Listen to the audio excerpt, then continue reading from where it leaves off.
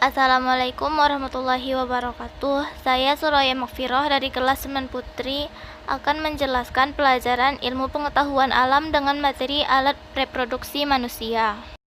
Yang pertama, alat reproduksi wanita.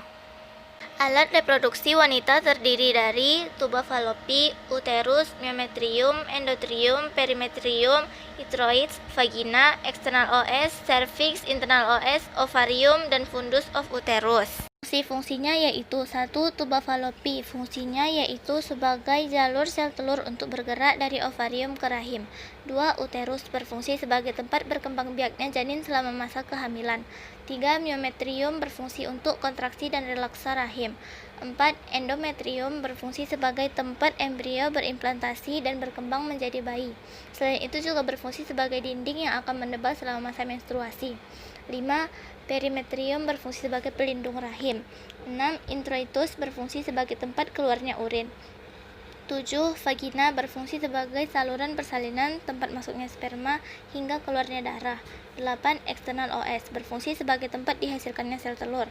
9. Cervix berfungsi sebagai memproduksi lendir atau mukus. 10. Internal os berfungsi sebagai alat seksual. 11. Ovarium berfungsi mengeluarkan hormon steroid dan peptida seperti estrogen dan progesterogen.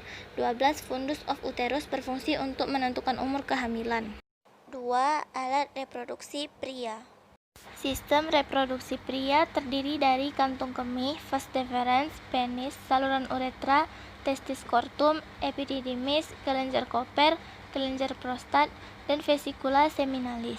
Fungsinya yaitu 1. Kandung kemih berfungsi sebagai tempat menyimpan urin hasil penyaringan ginjal.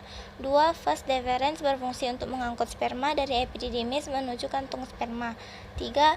Penis berfungsi sebagai saluran kencing atau urin sekaligus tempat keluarnya sperma. 4. Uretra berfungsi sebagai saluran pengeluaran mani. 5. Skrotum berfungsi menjaga suhu dari testis agar tetap optimal. 6.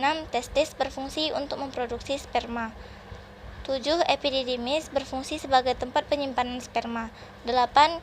Kelenjar Cooper berfungsi untuk menghasilkan cairan perseminal atau cairan perejakulasi.